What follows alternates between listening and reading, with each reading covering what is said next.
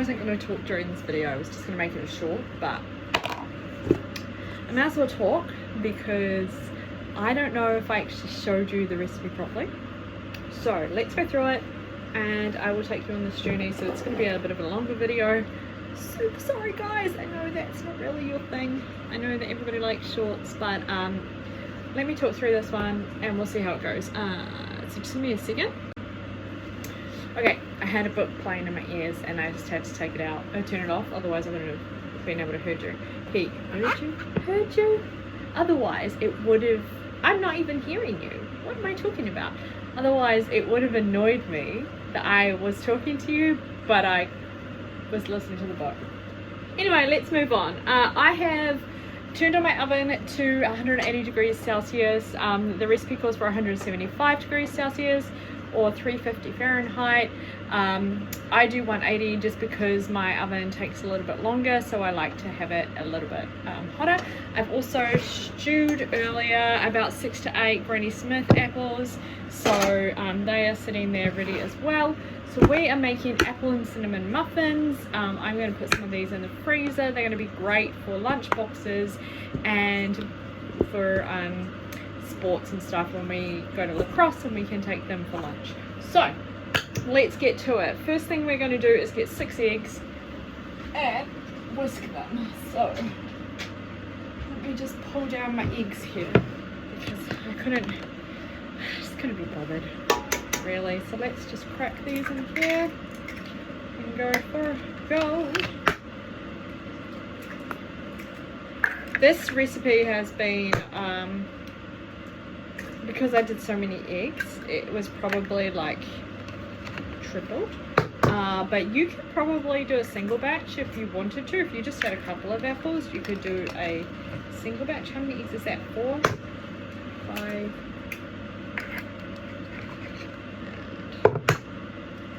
6. Okay, and these are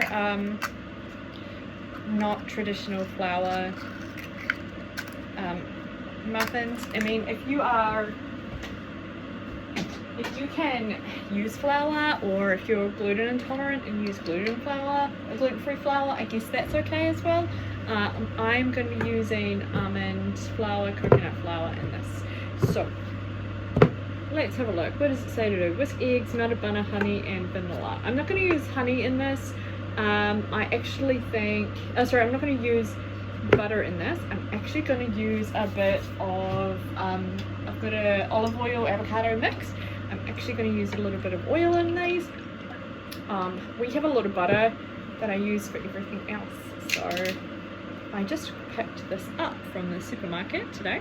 So I thought, let's give this a go instead. It's a 50-50 blend. It smells really avocado-y. Okay, so this is about half a cup of melted butter, and I pour from the heart pretty much. I don't measure things very often. Everything is done with a 1/4 cup normally, so I'm not even going to really do this with a measuring thing. I'm just going to try and eyeball it. And that probably looks about right. Okay, honey. Love honey. Recipe calls for a 1/3 of a cup of, 3 tablespoons of honey. If you've seen any of my other baking videos, you will see that I never ever use 3 tablespoons of honey. A lot of them call for like a 1/3 of a cup sometimes. We don't do that. We don't do sweetness. I will put in a teaspoon. Those apples, I've just tasted them now, are very, very sweet. So I'm going to do a big dolloping teaspoon. And then the best thing about this honey is that I can go and put it in my mouth.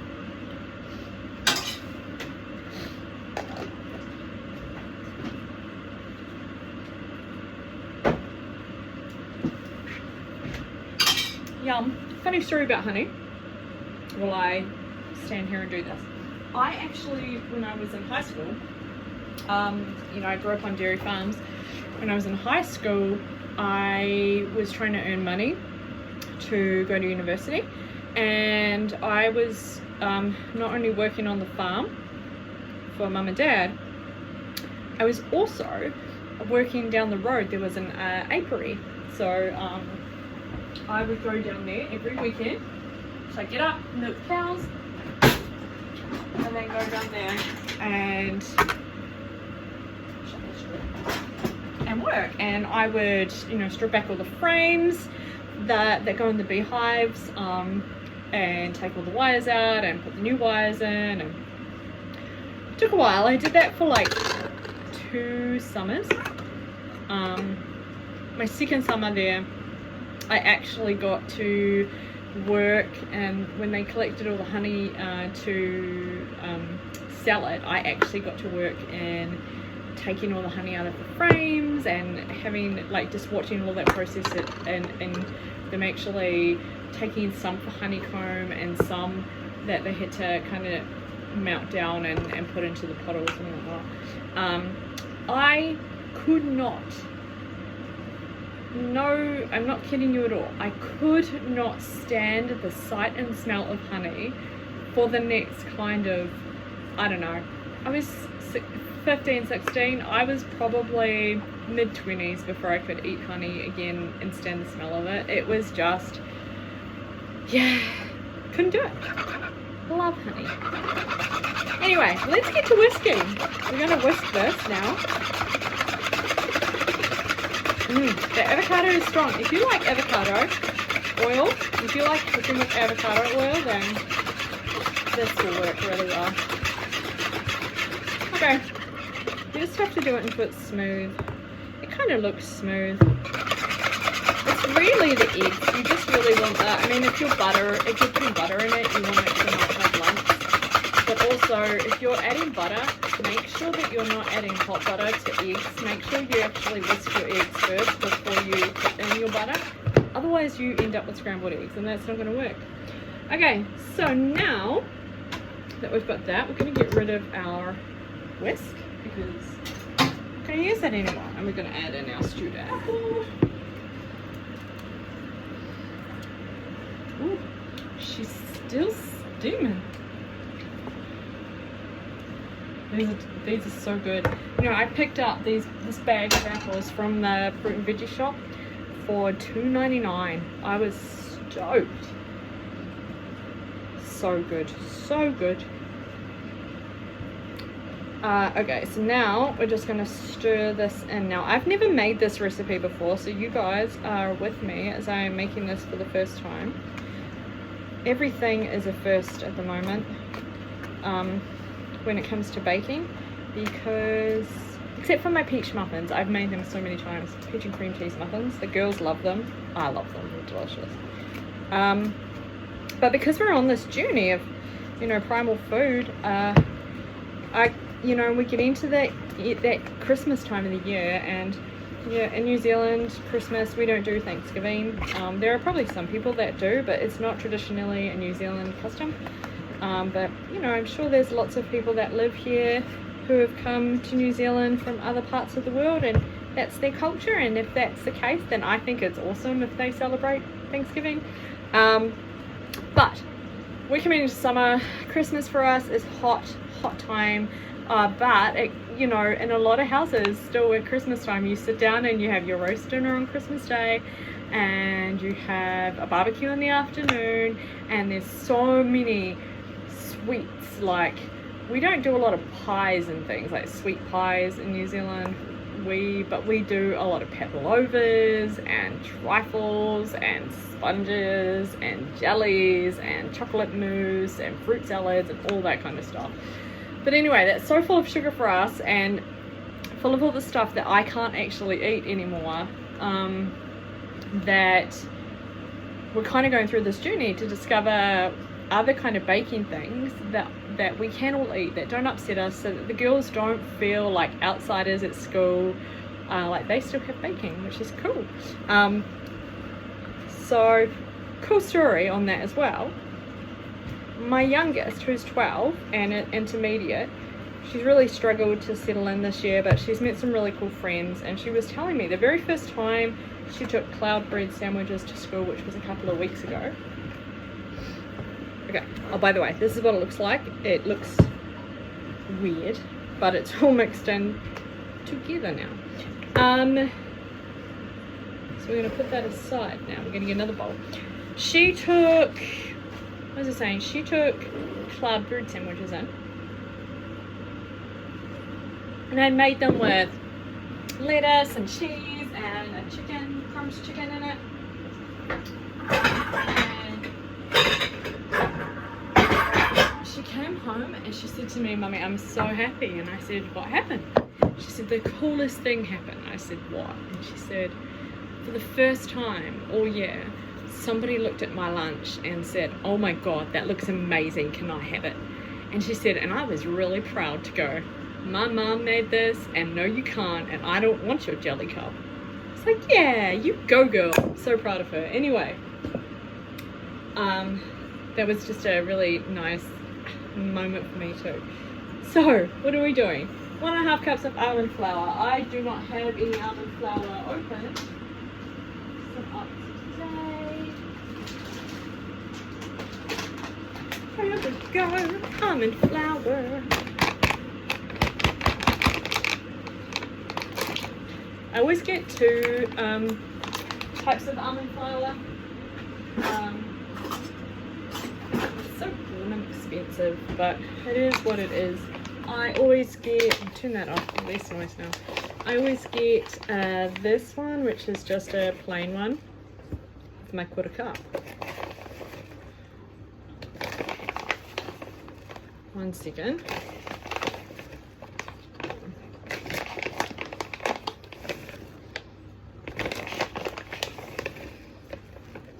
Okay, that was 1.5 cups. I always get this one, which is a plain one, and then I get one that is, they still had the, I'll get the bag and I can show you.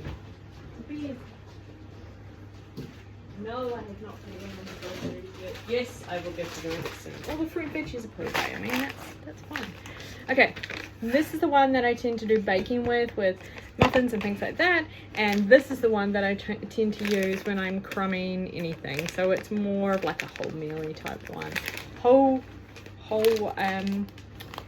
This is the macro brand that I can get from Woolworths. So it's kind of like the organic gluten-free blend.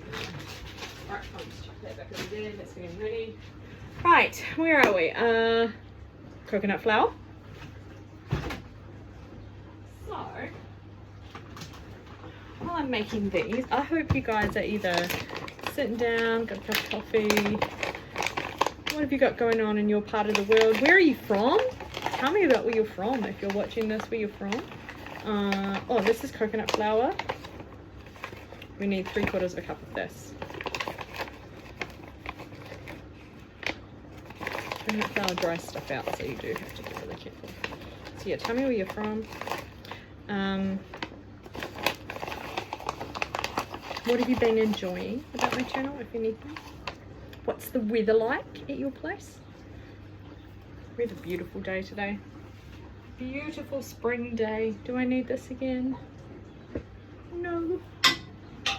Beautiful spring day, no rain. It was really cold this morning. It was 5 degrees. I think it's like 22 now. Degrees Celsius. Not Fahrenheit. In case anybody's wondering. Right, okay, coconut flour, almond flour, baking powder.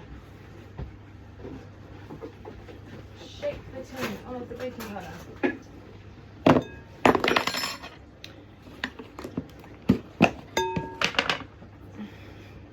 It's the only thing when I shake it.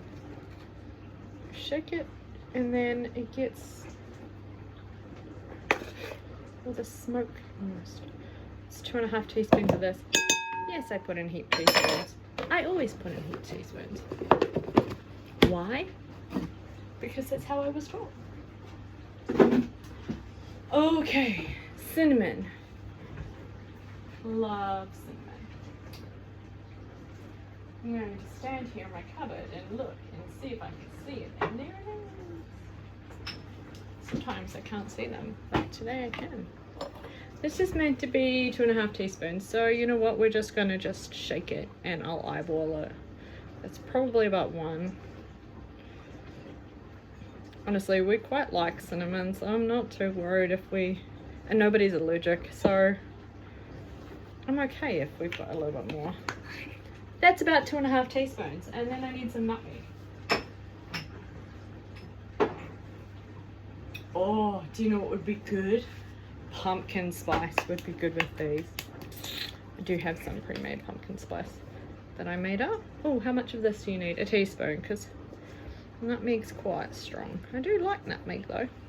Okay, that, and then some salt.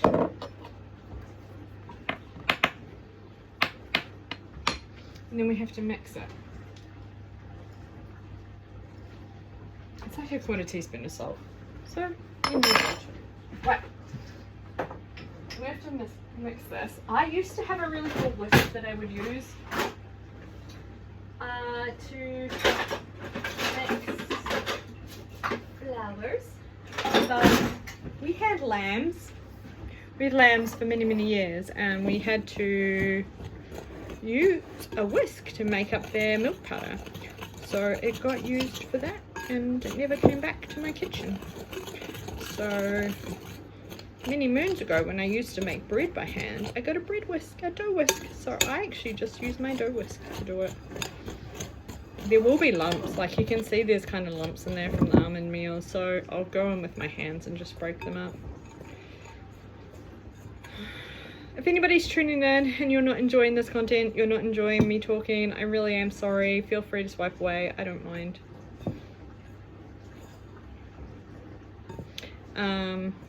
Yeah. What else have I got to tell you?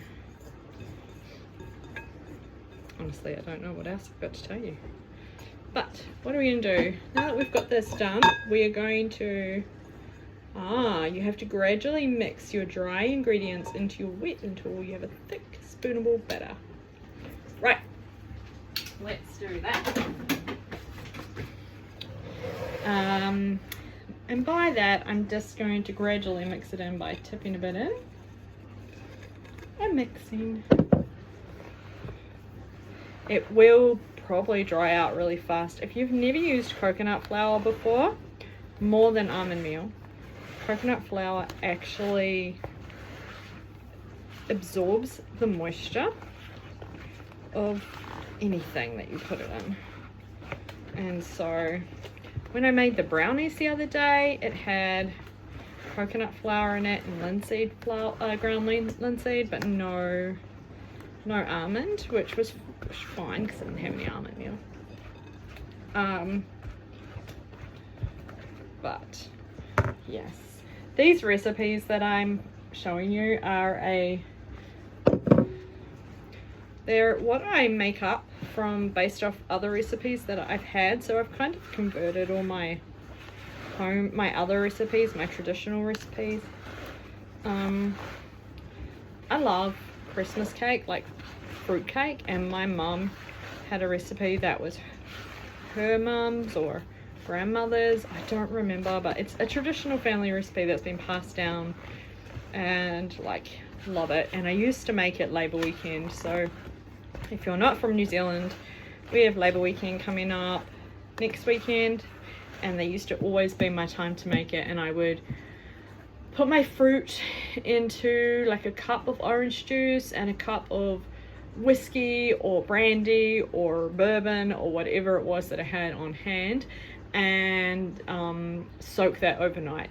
And you know, sometimes if I doubled it and made a bigger fruit cake, which sometimes I did, I would have more fruit.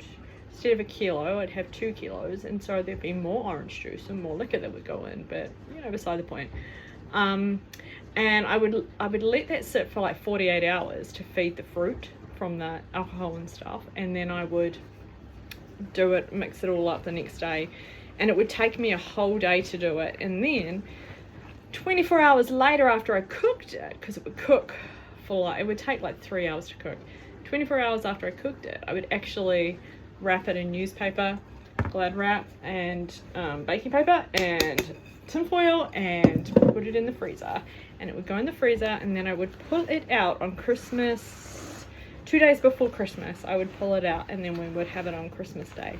And yes, I would ice it with almond icing and royal icing.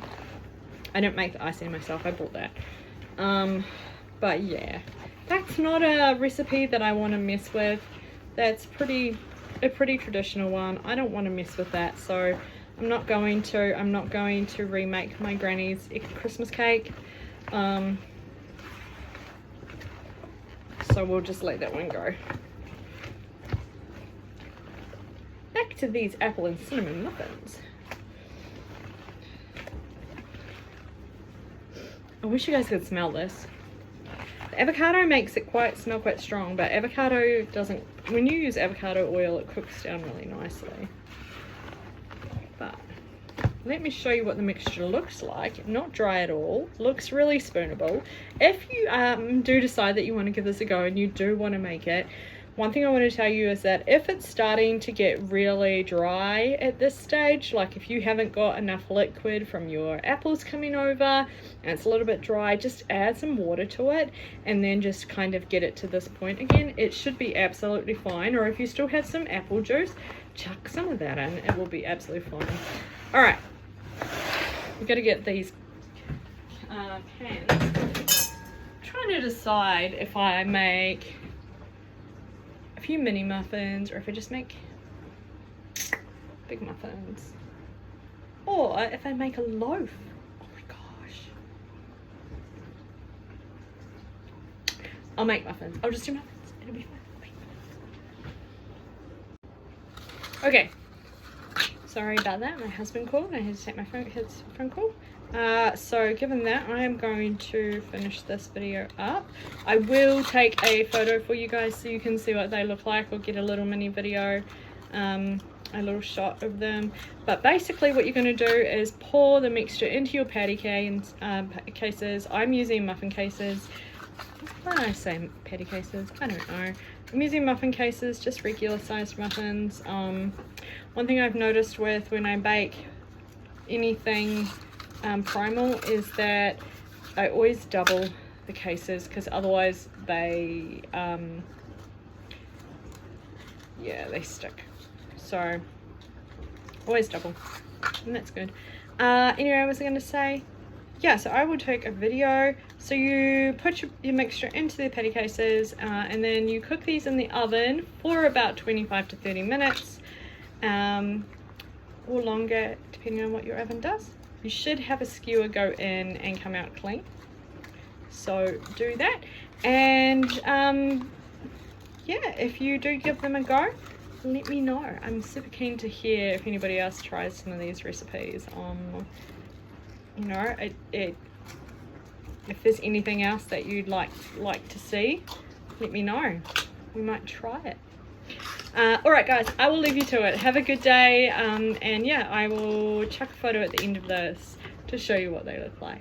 Thanks for stopping by, thanks for hanging out, and I will see you next time. Bye!